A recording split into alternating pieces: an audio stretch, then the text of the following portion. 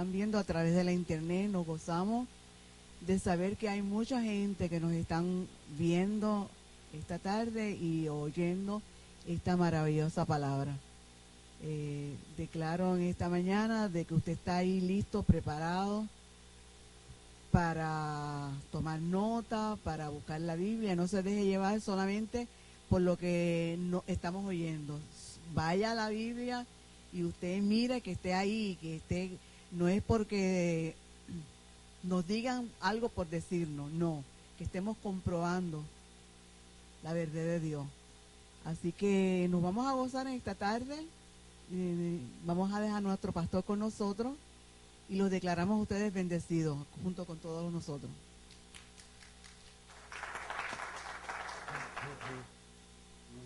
Ya.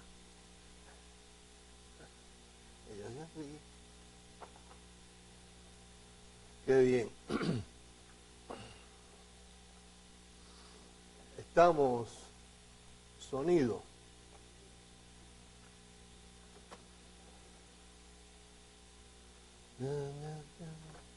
Tenemos varias cosas que cubrir aquí. Hay personas muy inquietas, pero las inquietudes de última hora, de hace un tiempo para acá, son muy válidas. Las cosas han ido cambiando. En el pasado, las inquietudes de las personas a veces venían cargadas como de un resentimiento. Naturalmente, cuando hay personas que llevan muchos años encerrados en una forma de creer, una doctrina, y tú de momento se las rompes, es natural que la persona reaccione. Pero de hace como, yo te diría como un año más o menos, año y unos meses, para acá, las personas que muestran su inquietud, la muestran de una forma diferente. No es como en el pasado, que era un resentimiento, era un ataque, era una defensiva, sino que la gente que últimamente, a veces son los mismos, que han ido con el tiempo madurando, aflojando, dándose cuenta, porque en un final nuestro mensaje no es un mensaje forzado, sino que les ha ido cayendo, como dice la pastora, como una natillita. Entonces han tomado la actitud de no rivalizar conmigo, ¿sí? Que era lo que muchas veces pasaba antes, que al no encontrar la forma de cómo rivalizar con lo que uno estaba diciendo, porque estaba ahí, estaba en la Biblia que ellos manejaron por tantos años, pues entonces su reacción era rivalizar conmigo, atacar, criticar, pero casi como un año y piquito para acá, las inquietudes de las personas han sido diferentes.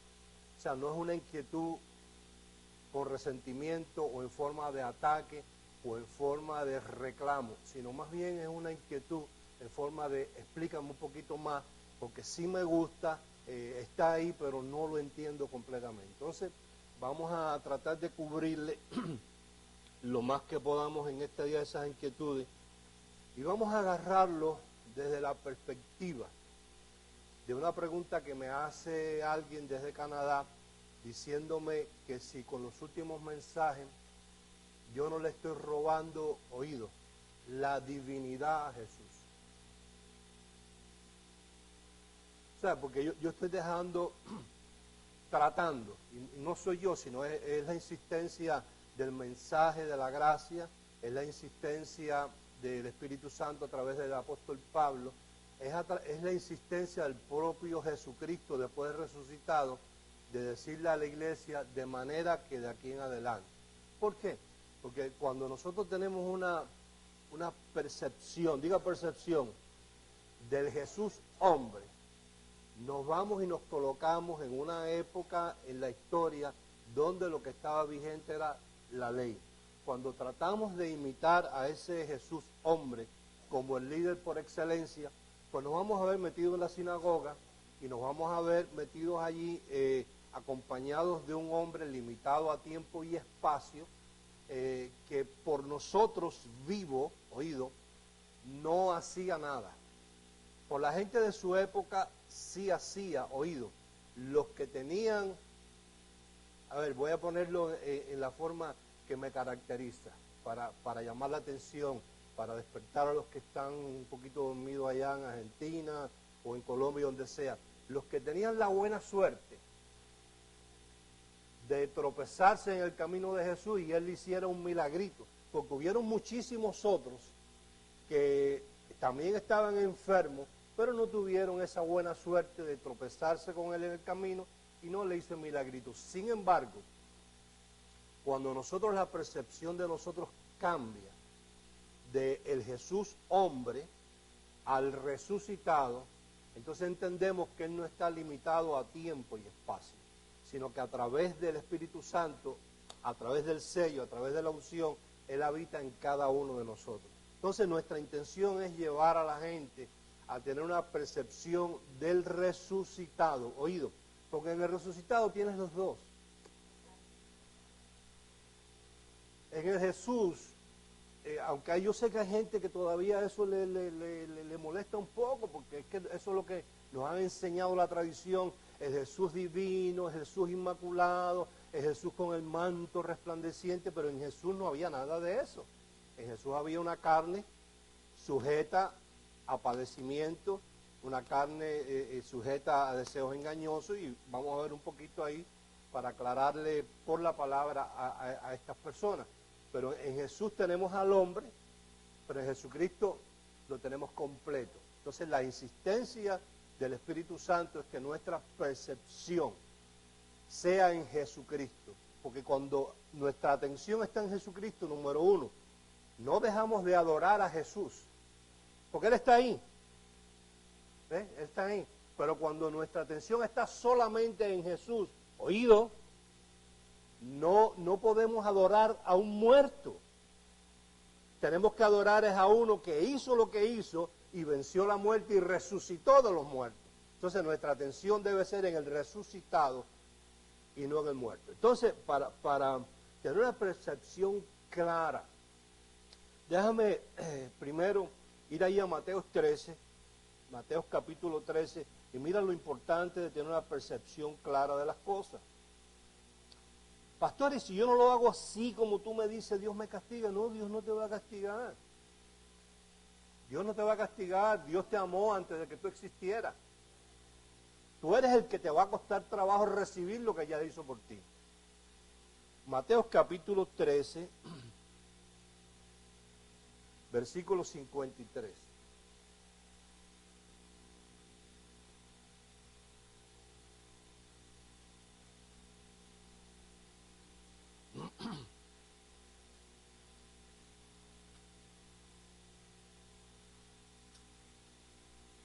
Dice, aconteció que cuando terminó Jesús estas parábolas, Mateo 13, 53, se fue de allí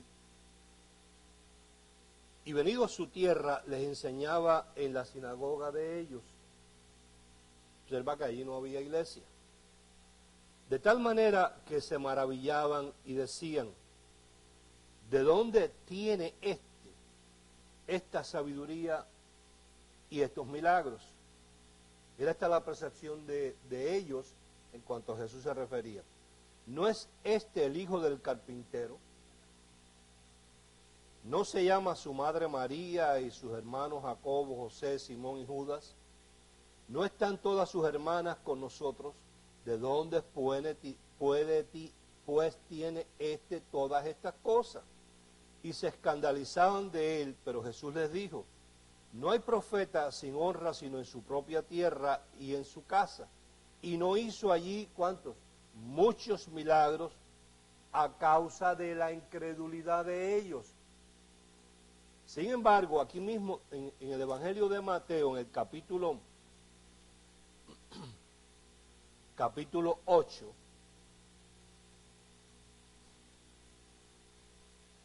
verso 16, es el mismo Jesús.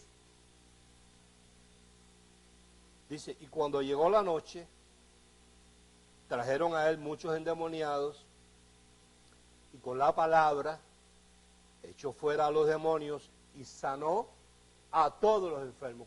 ¿Qué cambia ahí si es el mismo Jesús? Es la percepción de esta gente. Para uno este es un carpintero, que sabe hacer un chifurrobe, una mesita de noche, una cama y un escaparate. Pero para ellos él no tiene la capacidad, porque es el hijo de María, es el hijo del carpintero, de hacer milagros. Y como para ellos él no es el hacedor de milagros, pues él no pudo entonces hacer muchos milagros allí. Sin embargo, en la misma región, para aquellos que sí creían que él podía hacer el milagro, dice que lo sanó a todos los enfermos. Entonces se trata de la percepción que uno tenga y cómo nosotros nos colocamos en la parte que nos corresponde a nosotros como iglesia. Ahora bien, aquí en Hebreos capítulo 4,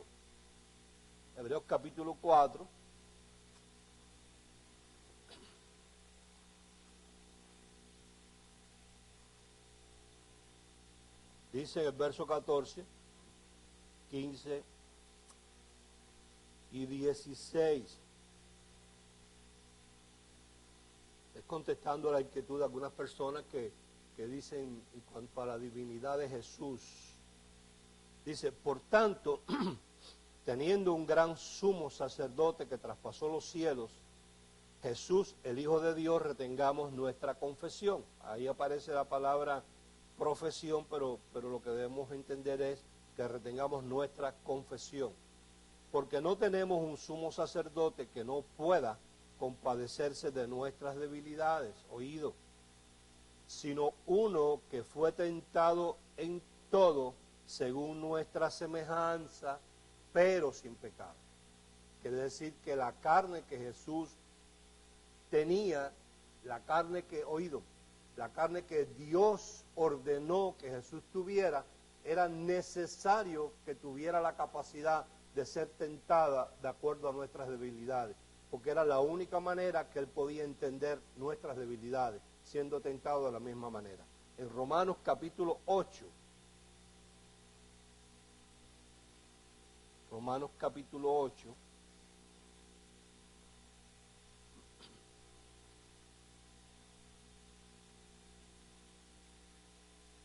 verso 2 y 3,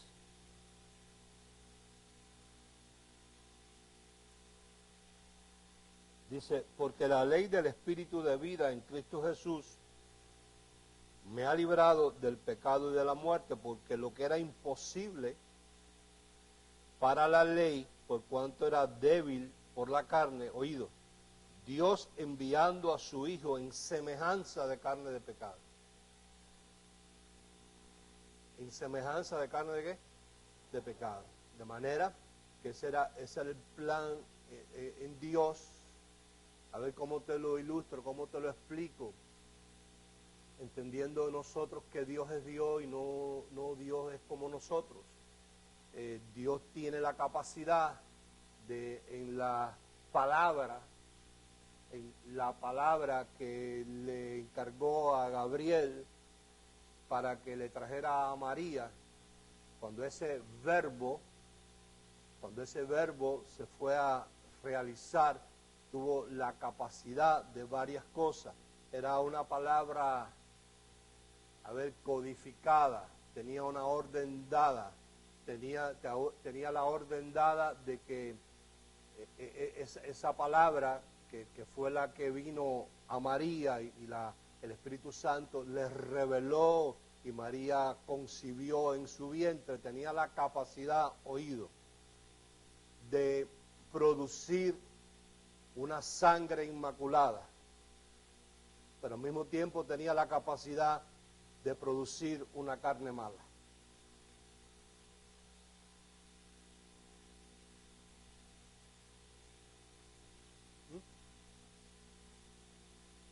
O sea, esta es la palabra que Dios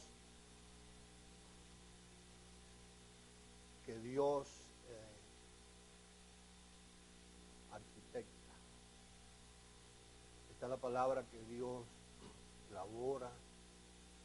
Esta es la palabra que Dios dice, va a ser así. Yo he creado unos dioses y esos dioses, como van a vivir en cuerpo de carne, se me van a descarriar necesito, diga conmigo, reconciliarlos y atraerlos a mí otra vez. Por lo tanto, tengo que crear algo, tengo que producir algo que al mismo tiempo tenga el precio equivalente a ellos para poderlos comprar.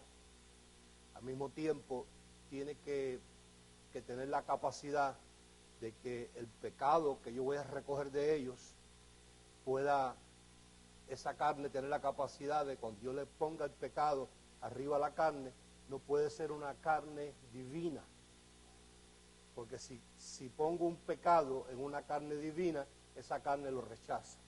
Y yo necesito que esa carne absorba ese pecado para cuando destruyan la carne, destruyan el pecado. ¿Me expliqué? Entonces esa palabra que Dios le da al arcángel Gabriel va codificada, tiene una orden dada. Y esa palabra es: tú vas a producir una sangre inmaculada. Lo que cuando hombre y mujer tienen relación para un niño, y lo que hace ese embarazo, que la mujer conciba, es ese espermatozoide con ese óvulo, ¿verdad que sí? Eso es lo que hace. Y lo primero que se le detecta a esa criatura en el vientre son los latidos del corazón. En estos días vi yo ¿cómo le llaman a eso? El ultrasound. Un ultrasound de una muchacha que creo que tenía 2 meses o menos de embarazo. El que vimos nosotros, que tendría 2 meses más o menos. En el ultrasound no se ve nada, pero si uno hace silencio se oye. Tiene 2 meses. O sea, el bichito ese que hay ahí, ese espermatozoide, que es como dice en el libro de Eclesiastés, que es uno de mis versículos que más me inspira a mí en momentos un poco difíciles que uno pasa, que dice: como tú no sabes cómo crecen los huesos del niño en el vientre de la mujer encinta. Vaya, un espermatozoide que no tiene, que es un bichito microscópico y que de momento agarra el tamaño ese como tiene Aldemaro, es una cosa milagrosa. ¿Tú no crees que cuando tú mires a Aldemaro hoy, tú miras y cómo un bichito tan microscópico pudo llegar a el tamaño que tiene esta bestia aquí, ¿verdad?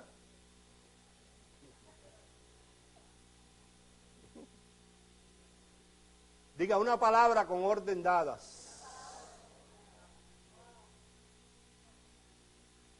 Inclusive cuando tú buscas en el griego la traducción de palabra, la traducción es esperma. Es esperma. Y de ahí saca la ciencia para decir que cuando el hombre vierte en el vientre de la mujer, se le llama espermatozoide, y de todos esos millones, uno solo es el que fecunda el óvulo. Cuando ese fecunda, lo primero que crea allí es la tripita del corazón.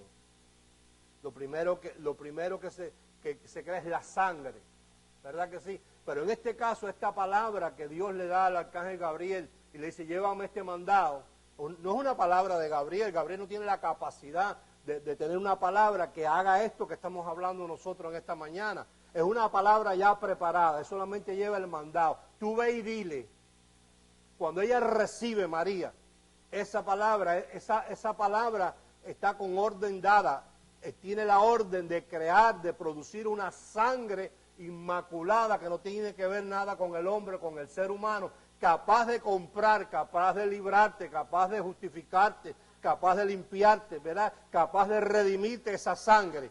¿Ve? Que es incontaminable, que es inaccesible, que es intachable esa sangre, pero al mismo tiempo la misma palabra tiene una orden dada de producir una carne mala.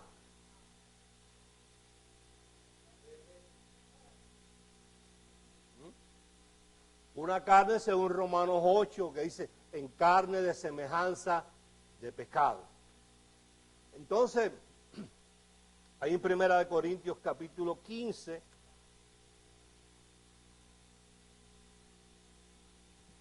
qué tremenda esa esa codificación de esa palabra, ¿no? Viste que no fueron varias palabras, no fue que el arcángel le dijo, te digo esto ahora para el asunto de la sangre y te digo esto ahora para el asunto de la carne. Entonces viene Dios ahí, se inventa esa placenta. ¿Qué filtro ese, no? Que la señora María comía su arepa y su burrito y su cosa, y los nutrientes iban por la placenta al niño para que creciera en el vientre, pero la sangre era filtrada para que la sangre de Jesús no tuviera nada que ver con la de María. Pero tú te has puesto a pensar eso. Entonces, 1 Corintios 15, verso 21. Esto era un plan arquitectado desde antes de la fundación del mundo. Esto no es un plan cualquiera. Dice en el verso 21, porque por cuanto la muerte entró por un hombre, la muerte entró por un hombre, oído, también por un hombre la resurrección de los muertos. O sea, quiere decir que la vida y la resurrección de los muertos, observa la expresión, la palabra hombre, ahí no dice que así como la muerte entró por un hombre, la vida y la resurrección iba a entrar por Dios, por otro hombre. Entonces ahí espero que la persona vea que nosotros no estamos tratando de ninguna forma quitarle la divinidad a Jesús, pero no le podemos dar algo que él tampoco tenía. Yo sé que a la gente le crea esa inmaculada concepción que nos han puesto ahí, ese Jesús divino cuando caminaba por la tierra de la Palestina con un manto que brillaba. Ahí no había nada de eso. Ahí veía una carne mala que era un depósito para cargar una sangre que era incorruptible, que era la que finalmente iba a hacer el trabajo. Porque la carne finalmente lo que venía a simbolizar era el velo que había en el lugar santísimo que, oído, no nos permitía tener la revelación de Dios, ni la amistad con Dios, ni la comunión con Dios. Era el sacerdote el que entraba allí y la gente se quedaba afuera. Oído, la carne rota es la que nos da la revelación al Espíritu. Porque la carne es el velo. ¿Ves?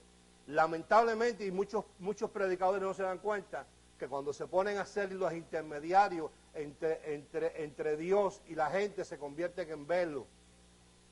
Le tapan la revelación a la gente. Y Dios no le agrada eso. Lo que pasa es que Dios es un Dios de mucha paciencia.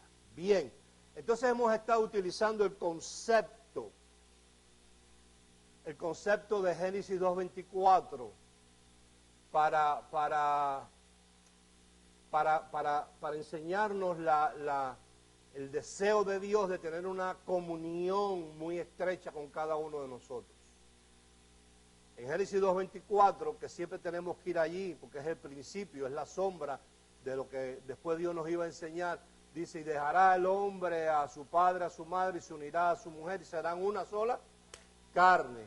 En este caso, tomando la analogía, vamos a 1 Corintios capítulo 6. 1 Corintios capítulo 6.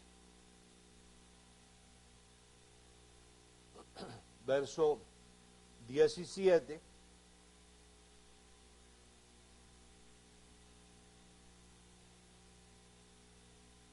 donde dice, pero el que se une al Señor, un espíritu es con él. Estamos usando la analogía de Génesis 2:24. Así como Adán y Eva se unieron y fueron una sola carne, aquí cuando tú te unes al Señor, dice que, ¿qué cosa? Un espíritu, no una carne. Estamos en la dispensación del espíritu, en la dispensación de lo invisible.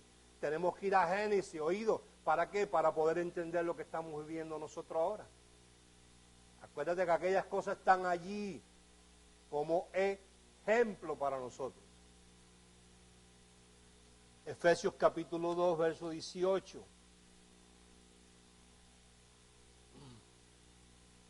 Dice, porque por medio de él, los unos y los otros, Tenemos entrada por un mismo espíritu al Padre. Observa la palabra espíritu. Somos un mismo espíritu con Él. Somos un mismo espíritu con Él. Después, en el futuro, cuando ahí dice los unos y los otros, vamos a hablar un poquito quizás de eso más, para identificar que cuando habla los unos y los otros, está hablando de los gentiles e Israel, los unos y los otros. Los dos, que son los dos pueblos que a Dios le interesa, los dos, dice que tienen entrada a un mismo espíritu, al Padre, los dos. O sea, que no te tengo que convencer de que eventualmente en la historia Jesucristo es el Señor. ¿Te tengo que convencer de eso o no? Ahora bien, hemos estado poniendo estas bases para destronar algo que afecta la iglesia, que son las famosas bodas del Cordero de Apocalipsis 19. Eso es un fraude, eso es una narración de Juan. Juan no conocía gracia, Juan era del evangelio de la circuncisión. ¿Y por qué digo que es un fraude? Porque cuando usted lee ahí en Apocalipsis 19, del verso 7 al 10, dice que se han acercado las bodas del Cordero, y dice, y han venido los que están vestidos de lino fino, blanco, resplandeciente, oído, que son las acciones justas de los santos. Eso en cuanto a la gracia no califica, porque nosotros no calificamos por nuestras acciones justas, sino por las acciones que hizo Él por nosotros. ¿Estamos? Hemos sido declarados la justicia de Dios, no por nuestras obras, sino por lo que Él hizo por nosotros. ¿Por qué yo necesito destronar eso, o por lo menos utilizar un tiempo? Esto va a llevar tiempo que la gente logre recibir esto de las bodas del Cordero. Varias cosas. Número uno, que este mensaje mantiene a la gente en una incertidumbre.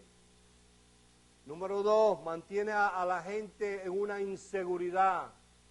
Número tres, mantiene a la gente en una condenación. Si no te portas bien, no vas a las bodas del Cordero. Tienes que portarte bien, tienes que venir a la iglesia, tienes que ayunar, tienes que orar, yo te pongo las manos. En otras palabras, pone a la gente en un estado de que no tiene la seguridad que nos ha producido Dios a través del sacrificio de Jesús. Entonces eso hay que destronarlo, porque las bodas del Cordero ya se efectuaron. Lee conmigo Lucas capítulo 5. Ahora te recuerdo algo, hoy no puedo entrar en todos los detalles que hemos entrado anteriormente, pero te doy un parafraseo. Para Dios, Israel es la esposa repudiada.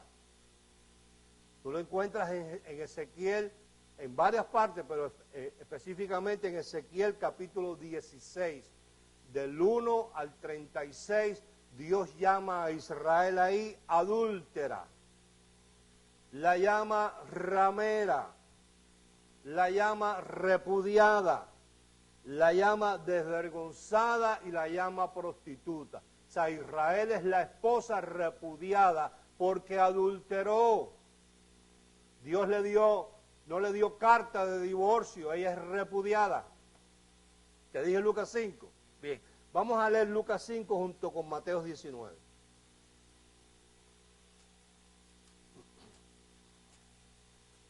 Vamos primero a Mateo 19.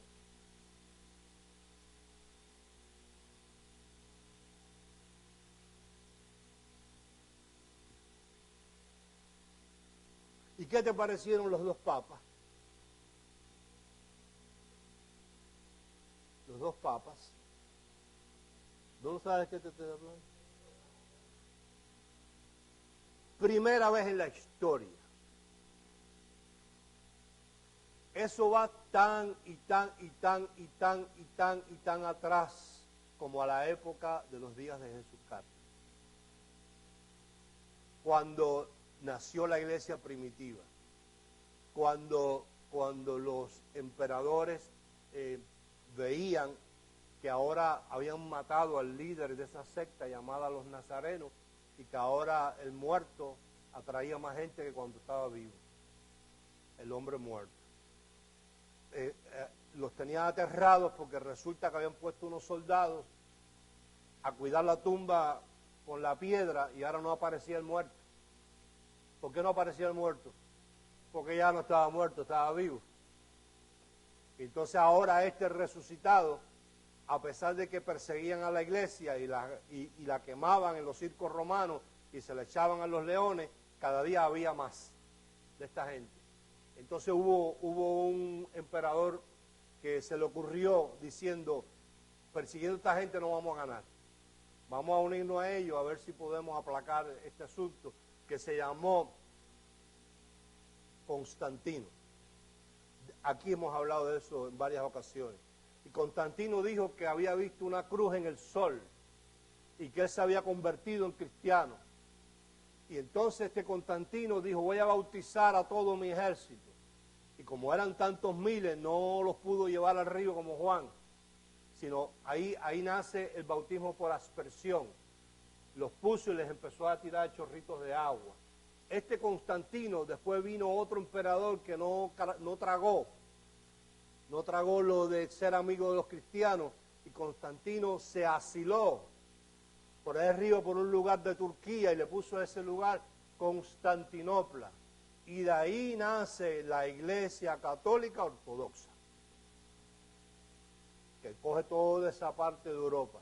Mientras tanto estaba la otra, y está la otra iglesia, Iglesia Católica Romana. Enemigos por siempre. Nunca en la vida se habían juntado estos dos. De momento, se juntan estos dos papas. Tanto una como la otra tienen millones de feligreses. Toda Europa, toda esa parte de Rusia, Croacia, todos los católicos esos son de los ortodoxos. Yo no sé muy bien en qué creen ellos, pero más o menos creen lo mismo, en María, la del perpetuo socorro, creo que no. El bautismo, tienen más o menos sus cosas, son más ortodoxos, imitan más la liturgia judaizante, la vestimenta del sacerdote y todo, la imitan más. Pero entonces, a lo que voy, mira, lo que tiene que ver con lo que es percepción. Los evangélicos, cuando vieron esta noticia, ellos dicen, el anticristo está a las puertas. Esto es que se va a acabar el mundo, es que viene la guerra del Magedón, es que ahora el 666, porque se ha unido a la bestia y el falso profeta. Esa es la percepción de ellos. La mía es esta. ¿Y qué si el Dios este que codifica la palabra, para que la misma palabra haga una sangre santa y una carne mala? Y este Dios que se le metió de momento a Martín Lutero una vez, ¿recuerda Martín Lutero? Y le puso la inquietud que leyera ahí. Y este Dios que decía, Ciro, lo llamé mi ungido, aunque él no me conoció. ¿Y qué si este Dios de momento se le revela a este papa ruso por allá y le dice a este otro, necesito hablar contigo? Y se reúnen y estuvieron 2 horas hablando y que nadie sabe lo que hablaron, y le dice, oye, tenemos que leer aquí porque no es como hemos hablado hasta ahora. Mira lo que dice aquí, no desecho la gracia de Dios, porque si desecho la gracia de Dios, entonces en vano murió Cristo. ¿Y qué si eso? A mí me gusta más ver eso, a Dios operando en que su Hijo Jesucristo sea honrado en el mundo entero. Me gusta ver eso más a estar diciendo que el anticristo y el falso profeta y va a matar a la gente. Pero algo históricamente tiene que ver eso, porque es primera vez en la historia. Eso nunca, o sea, tú y yo estamos siendo testigos de cosas históricas, que a mí se me acabaría el día para nombrar todas las cosas históricas a las cuales nosotros hemos sido partícipes. Y cuando tú le pones ahí el punto y la coma y dice, oye, se fueron a reunir en Cuba, como si no hubiera más países en el mundo. Entonces quiere decir que este papa sale de allá de Roma, porque va para México, y como si fuera de aquí a la esquina dice, bájame allí en Cuba que necesito hablar con Raúl. ¿Tú has visto alguna vez un papa ir a un mismo país 2 veces en el mismo año? En menos de un año. Nunca en la vida. Entonces, me gusta a mí ver esa parte. Entonces, Mateo 19, vamos allí. Dice, aconteció que cuando Jesús terminó estas palabras, se alejó de Galilea y fue a las regiones de Judea, al otro lado del Jordán, y le siguieron grandes multitudes, y los sanó allí. Entonces vinieron a él los fariseos tentándole y diciéndole, ¿es lícito al hombre repudiar a su mujer, observe la expresión, por cualquier causa? Él respondiendo le dijo, ¿no habéis leído el que los hizo al principio, varón y hembra los hizo? Y dijo, por esto el hombre dejará padre y madre y se unirá a su mujer, y los dos serán una sola carne. Así que no son ya más dos, sino una sola carne. Di conmigo, como él y yo somos un solo espíritu. Por tanto, lo que Dios juntó, no el pastor ni el cura, no lo separe el hombre. Le dijeron, ¿por qué pues mandó Moisés dar carta de divorcio y repudiarla? Él les dijo, por la dureza de vuestro corazón, Moisés os permitió repudiar a vuestras mujeres, mas al principio no fue así. Oído, y yo os digo que cualquiera que repudia a su mujer, salvo por causa de fornicación y se casa con otra, adultera, y el que se casa con la repudiada, adultera. Quiere decir que en el marco bíblico, Israel es la esposa repudiada, que Dios repudia por causa de adulterio, de acuerdo a Ezequiel 16. ¿Qué se acostumbraba a hacer?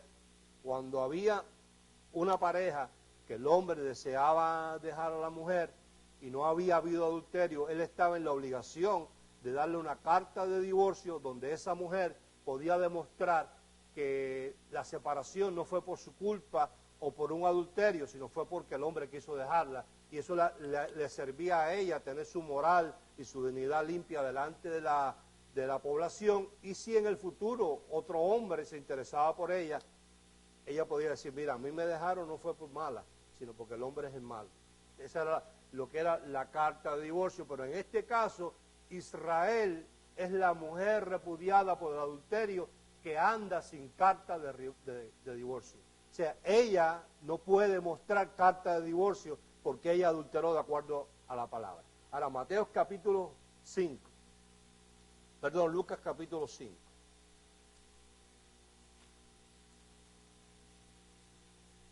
Lucas capítulo 5.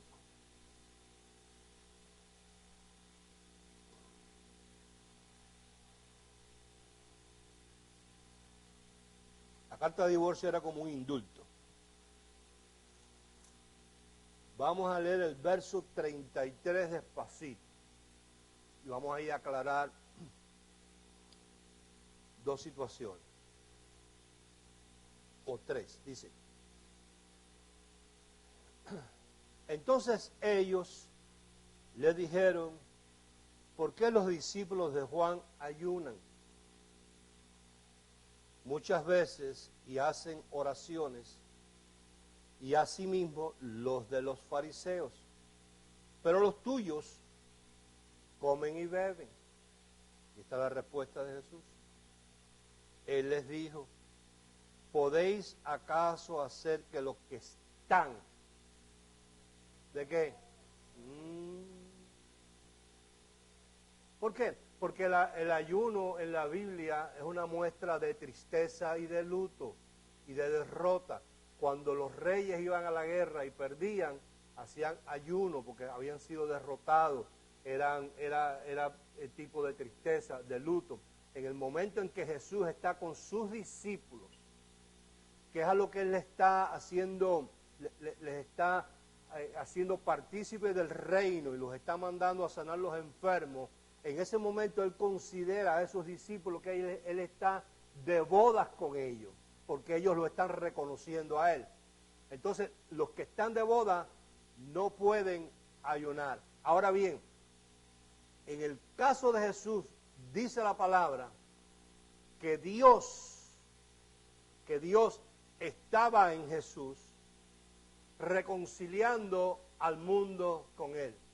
Quiere decir que cuando Jesús hace acto de presencia, Dios estaba en Jesús y Jesús era el puente, era la forma en que Dios le estaba diciendo a Israel: yo estoy en Jesús llamándote a ti, mujer repudiada, a la reconciliación. Estoy aquí para que te reconcilies conmigo. Te voy a perdonar a través de la sangre de este. Yo estoy en Él reconciliándote o ofreciéndote reconciliación.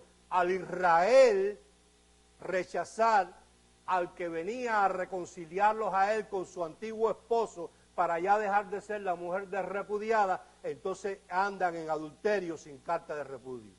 ¿Me expliqué? No sé. Lee conmigo 2 Corintios. En el 35 dice: mas vendrán días cuando el esposo les será quitado. Entonces ellos, en aquellos días, ¿qué? Ayunarán. Entonces, cuando la iglesia evangélica cita ese versículo para decirle a la gente que ayune, lo están citando mal, porque la iglesia es la virgen pura, no es la esposa repudiada. Ni a ella tampoco, a la iglesia, le ha sido quitado el esposo. Porque dejará el hombre a su padre y a su madre y se unirá a su mujer y serán, ¿qué? Una sola carne. Nosotros nos hemos unido a Él en el mismo espíritu y nada ni nadie nos podrá separar de Él. Entonces, a nosotros no nos puede quitar nadie el esposo. Ya las bodas del Cordero fueron efectuadas. Cada vez que tú integras el cuerpo, ahí estás tú casado con Él en el espíritu. 2 Corintios 5.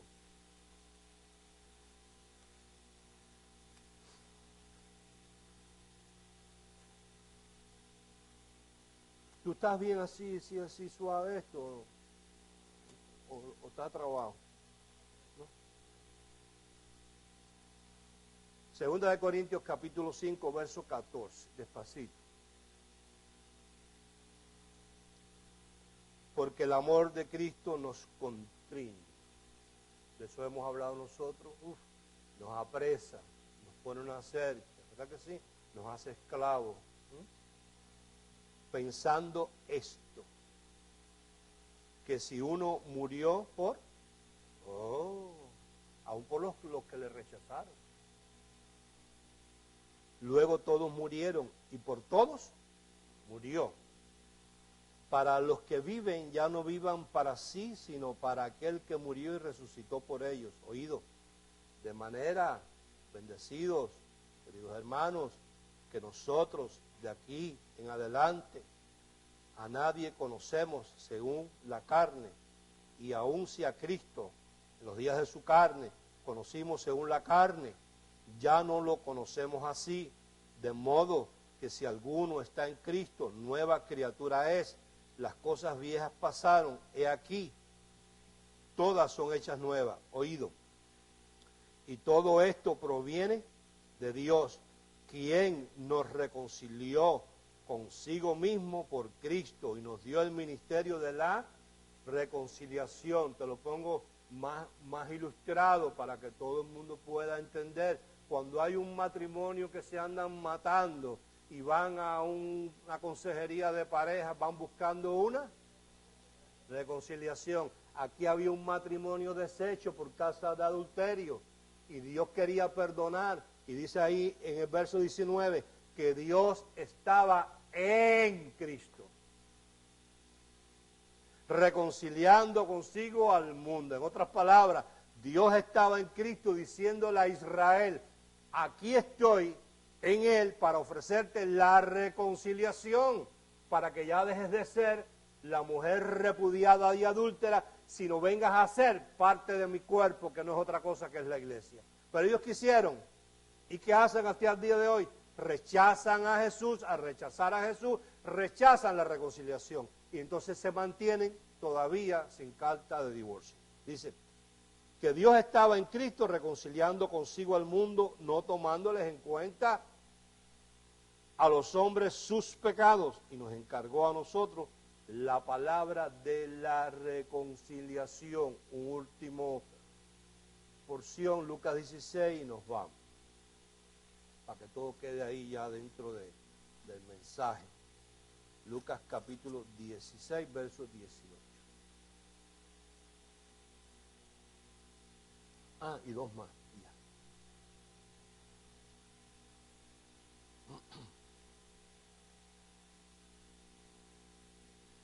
Dice Lucas 16, verso 18. Todo el que repudia a su mujer y se casa con otra, adultera.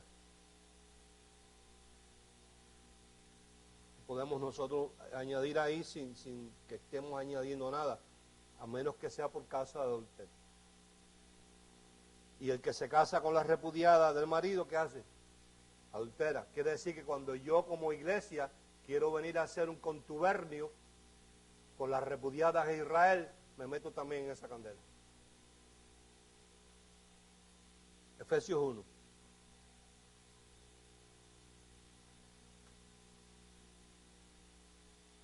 Y mira aquí en Efesios 1, ¿cuál es la palabra de orden?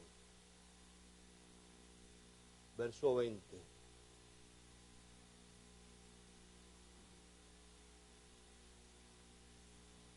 ...22, 21, 22 y 23. Aquí tienen que venir todos a carenar ahí.